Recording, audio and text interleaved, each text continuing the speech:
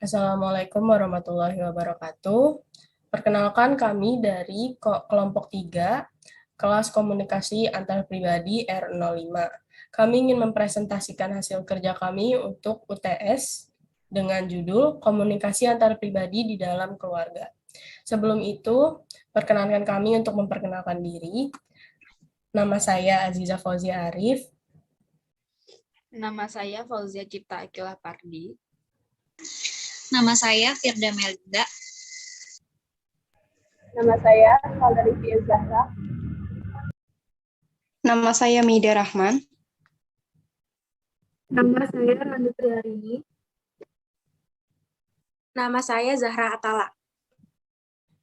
Baik, setelah ini kami akan menjelaskan tentang komunikasi antar pribadi di dalam keluarga. Terdapat 5 bab yang akan kami bahas, yaitu yang pertama adalah komunikasi antar pribadi, yang kedua faktor-faktor, yang ketiga aktivitas komunikasi, yang keempat dampak dari komunikasi antar pribadi di dalam keluarga, dan yang kelima ada faktor yang meningkatkan komunikasi.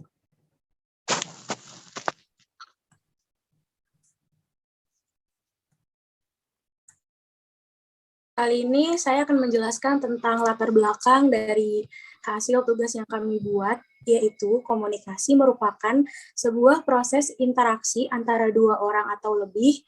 Komunikasi merupakan proses saling bertukar pikiran, opini, atau informasi secara lisan, tulisan, maupun isyarat. Proses komunikasi tersebut bisa berupa satu arah maupun dua arah. Komunikasi antar pribadi merupakan proses pertukaran informasi yang dianggap paling efektif dan prosesnya yang dapat dilakukan dengan cara sangat sederhana.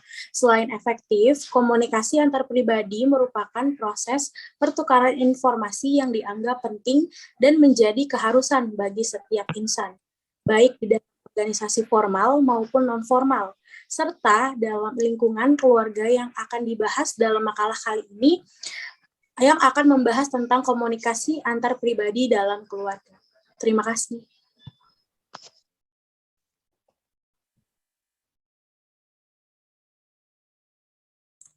Selanjutnya akan membahas tentang komunikasi antar pribadi.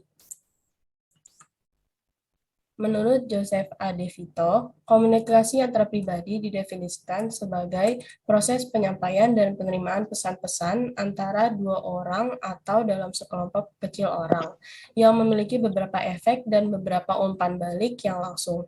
De Vito kemudian menyebutkan bahwa terdapat 5 ciri-ciri komunikasi antar pribadi efektif yang meliputi 1. Openness atau keterbukaan, 2. Empathy, 3. Supportiveness, 4. Positiveness, dan 5. Equality atau kesetaraan.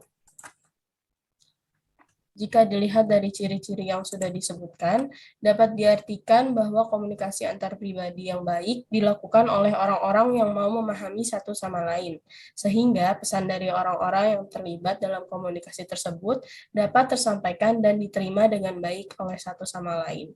Ketika komunikator dan komunikan merasa dirinya didengar, keduanya akan lebih mudah memahami satu sama lain, dan dari sana dapat timbul perasaan menyenangkan. Komunikasi antar pribadi yang dilakukan dengan baik juga ampuh untuk mengubah pola pikir, sikap, bahkan kepercayaan seseorang. Hal ini karena biasanya komunikasi antar pribadi dilakukan secara face-to-face atau secara tatap muka, sehingga individu dalam komunikasi tersebut bisa melihat bagaimana respon komunikan dan mendengar umpan balik yang didapat terhadap ucapannya. Hal ini dapat disebut juga sebagai komunikasi persuasif, di mana komunikasi bersifat ajakan atau rayuan kepada orang lain. 2. Faktor-faktor yang mempengaruhi komunikasi antar pribadi.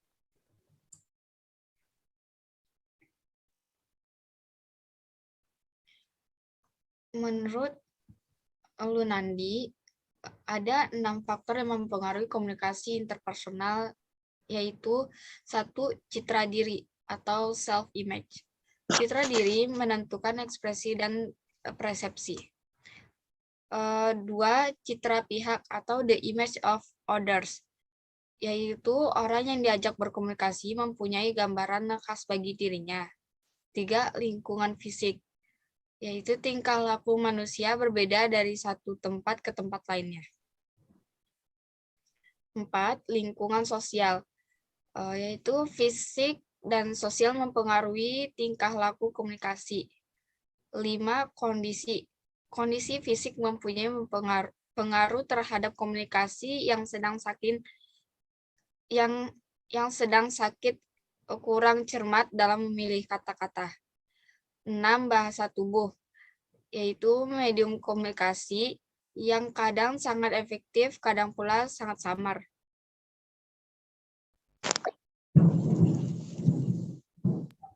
Selanjutnya adalah aktivitas komunikasi antar pribadi dalam keluarga.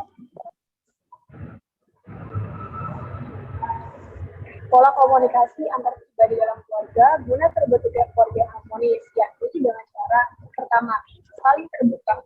Keterbukaan atau openness merupakan penyampaian informasi mengenai satu kepada orang lain. Nah, jadi saling terbuka ini kalian contohnya itu bisa curhat dengan orang tua, curhat dengan adik, ataupun bapak. Selanjutnya adalah memberikan dukungan. Dalam keluarga diperlukan dukungan atau supportness. Dukungan tersebut merupakan hal positif. Seperti yang kita ketahui, kalau misalnya keluarga itu support sistem terbaik. Maksudnya ini adalah support sistem dalam moral, finansial, ataupun emosional. Yang ketiga adalah berpikir positif. Positif keadaan akan kondusif sehingga komunikasi antar pribadi dalam keluarga lebih interaktif. Jadi berpikir positif itu berpengaruh terhadap kondisi keluarga di dalamnya. Selanjutnya akan dijelaskan oleh teman saya.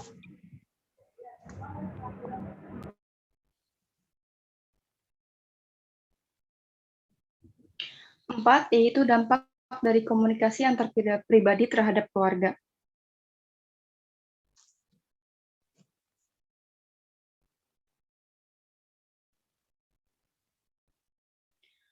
Menurut Selby Keown dan Sellis, di dalam sebuah keluarga terdapat dua atau lebih dari dua pribadi yang tergabung karena hubungan darah, hubungan perkawinan, atau tujuh pengangkatan di hidupnya dalam satu rumah tangga, saling berinteraksi satu sama lain, dan dalam perannya masing-masing saling menciptakan dan mempertahankan suatu kebudayaan.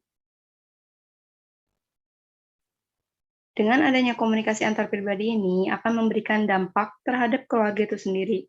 Karena jika komunikasi antar pribadi ini tidak ada dalam sebuah keluarga, akan menimbulkan dampak yang sangat serius untuk depannya di antara seluruh anggota keluarganya masing-masing. Seperti terjadinya disfungsi komunikasi, baik itu terjadi antara orang tua dengan anak ataupun antara ayah dan ibu. Yang pastinya dampak ini merupakan dampak buruk yang terjadi di keluarga jika komunikasi antar pribadi tidak berjalan dengan baik. Jika suatu komunikasi antar pribadi dalam keluarga tidak berjalan dengan baik atau komunikasi kurang intensif, maka akan berdampak atau terjadinya suatu disfungsi komunikasi. Biasanya akan membuat hubungan antar pribadi dalam keluarga itu menjadi rentan. Lalu suasana dalam keluarganya tidak lagi harmonis, anak-anak tidak akan merasa nyaman berada di lingkungan keluarga itu sendiri, dan lagi akan sangat sulit untuk keluarga tersebut bersama-sama dalam satu momen tertentu.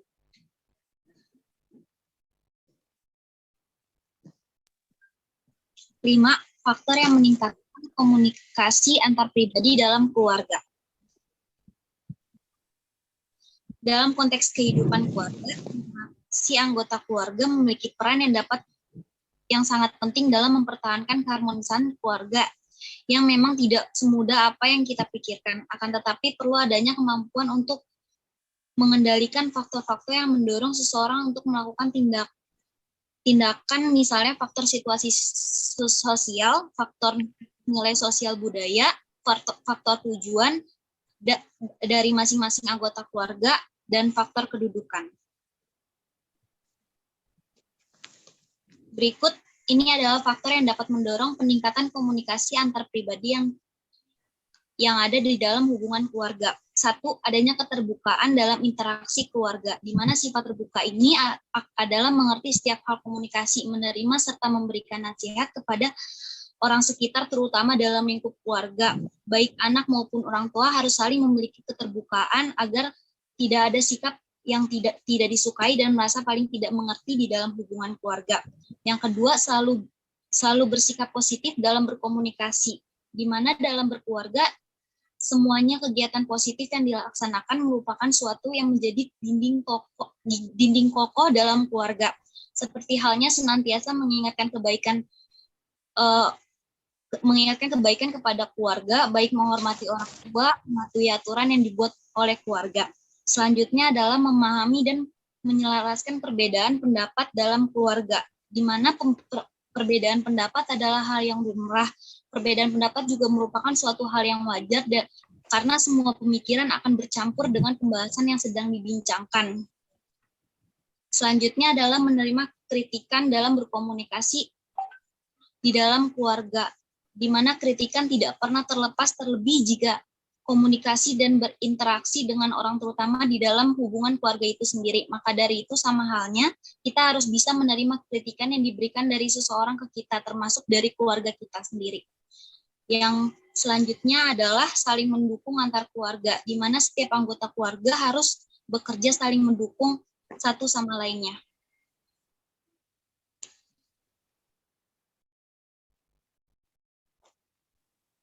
Baik, selanjutnya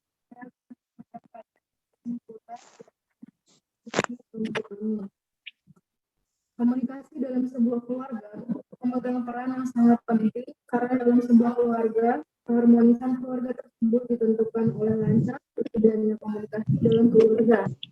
Komunikasi dalam keluarga memberikan efek perubahan sikap, pendapat, perilaku, ataupun perubahan secara sosial. Baik, sekian presentasi dari kelompok kami. Terima kasih. Wassalamualaikum warahmatullahi wabarakatuh.